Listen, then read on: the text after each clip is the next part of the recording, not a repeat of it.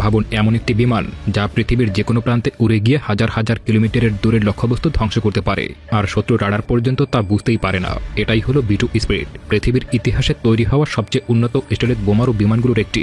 এই বিমানের দাম প্রায় $2 বিলিয়ন। কিন্তু অবাক করা বিষয় হলো এই বিমানের সবচেয়ে বড় শক্তি শুধু এর অস্ত্র বা গতি নয়, বরং এর পেছনে থাকা হাজার হাজার মানুষের নিখুঁত কাজ। কারণ একটি ভুল এই বিশাল বিমানটি মুহূর্তের মধ্যেই পৃথিবীর সবচেয়ে দামি ধ্বংসাবশেষে পরিণত হয়ে যাবে।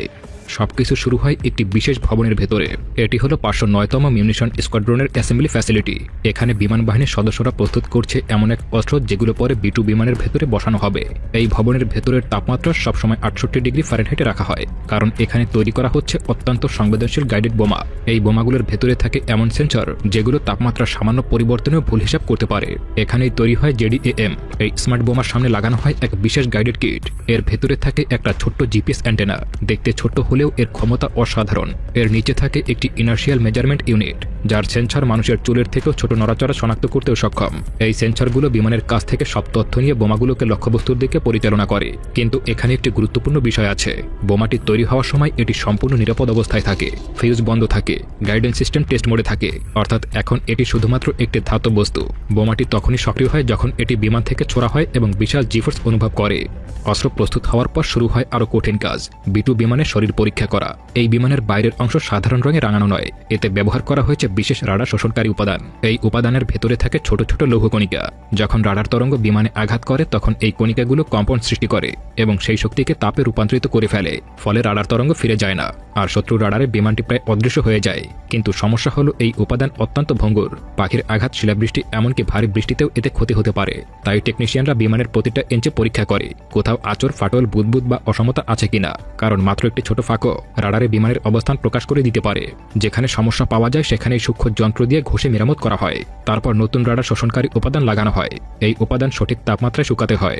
বেশি গরম হলে এটি ফেটে যায়, আর বেশি ঠান্ডা হলেও এটি ঠিকঠাক মতো আটকে থাকে না। শেষে এত সূক্ষ্মভাবে ঘষে সমান করা হয় যে পুরো পৃষ্ঠের পার্থক্য কয়েকটি কাগজের পাতার চেয়েও কম হয়ে যায়। এই কারণেই B2 রক্ষণাবেক্ষণে এত সময় লাগে। কারণ এখানে শুধু বিমান মেরামত করা হয় না, বরং এটিকে আবার নতুন করে গড়ে তোলা হয়। সব পরীক্ষা শেষ হলে শুরু হয় অস্ত্র বসানোর কাজ। B2 বিমানের ভেতরে রয়েছে একটি বিশেষ সিস্টেম যাকে বলা হয় রোটারি লঞ্চার। এটি অনেকটা রিভলভারের সিলিন্ডারের মতো। এতে একসাথে 8টি বড় বোমা রাখা যায়। পুরো সিস্টেমটি কয়েক সেকেন্ডের মধ্যেই ঘুরে নির্দিষ্ট বোমাটিকে ছাড়ার অবস্থানে নিয়ে আসে। বোমাগুলো অত্যন্ত শক্তিশালী হুক দিয়ে ধরে রাখা হয়, কারণ আকাশে জিফোর্স বেড়ে গেলে বোমার ওজন কয়েকগুণ হয়ে যেতে পারে। তবে বোমার লক্ষ্যবস্তু তখনও নির্ধারণ করা হয় না। সেই তথ্য রাখা হয় বিমানের মিশন কম্পিউটারে। মিশনের সময় প্রয়োজনে লক্ষ্যবস্তু পরিবর্তন করা সম্ভব। এরপর প্রস্তুত করা হয় পাইলটদের সরঞ্জাম, অক্সিজেন মাস্ক, বিশেষ হেলমেট, অ্যান্টিজি স্যুট, এইসব আর কি। কারণ B2 এত উঁচুতে উড়ে যায় যে চাপ কমে গেলে কয়েক সেকেন্ডের মধ্যেই পাইলট অজ্ঞান হয়ে যেতে পারে। এই হেলমেটগুলো শুধু সুরক্ষা দেয় না, এতে রয়েছে নাইট ভিশন সিস্টেম, এমনকি পারমাণবিক বিস্ফোরণের আলো থেকেও নিজের চোখকে রক্ষা করতে পারে। সর্বশেষে আসে সবচেয়ে বিপজ্জনক কাজগুলোর একটি, ইঞ্জিন বন্ধ না করে জ্বালানি ভরা। এই প্রক্রিয়াকে বলা হয় হটপিট রিফুয়েলিং। বিমানটি কয়েক মিনিটে প্রায় 1,67,000 পাউন্ড জ্বালানি গ্রহণ করতে পারে। এই সময় সামান্য একটি স্পার্কও ভয়াবহ বিস্ফোরণ ঘটাতে পারে। তাই প্রতিটি পদক্ষেপ অত্যন্ত সতর্কতার সঙ্গে করা হয়। সবকিছু প্রস্তুত, পাইলটরা ককপিটে উঠে পড়ে। অন্যদিকে 4টি শক্তিশালী ইঞ্জিন গর্জে ওঠে। ধীরে ধীরে বিশাল ডানা রানওয়ে ছেড়ে আকাশে উড়ে যায়। কিছুক্ষণের মধ্যেই বিমানটি এত উচ্চতায় পৌঁছে যায় যেখানে বাতাস এত পাতলা যে ইঞ্জিনের শক্তিও কমে যায়। এই সময় বিমানটিকে স্থির রাখতে প্রতি সেকেন্ডে হাজার হাজার ছোট সমন্বয় করে কম্পিউটার। লক্ষ্যের কাছে পৌঁছালে বোমা ছাড়ার প্রস্তুতি শুরু হয়ে যায়। রোটারি লঞ্চার ঘুরে নির্দিষ্ট বোমাটিকে সামনে আনে। সঠিক মুহূর্তে অস্ত্রের ভান্ডার খুলে যায় মাত্র কয়েক সেকেন্ডের জন্যই। বোমাটি ছিটকে বাইরে বেরিয়ে আসে। ঠিক তখনই সব সিস্টেম সক্রিয় হয়ে যায়। GPS স্যাটেলাইটের সঙ্গে সংযুক্ত হয়ে যায়। ফিনগুলো খুলে যায়। বোমার কম্পিউটার হিসাব করতে শুরু করে যে কিভাবে বাতাস, মধ্যাকর্ষণ আর পৃথিবীর ঘূর্ণনের মধ্য দিয়ে লক্ষ্যবস্তুতে পৌঁছানো যাবে।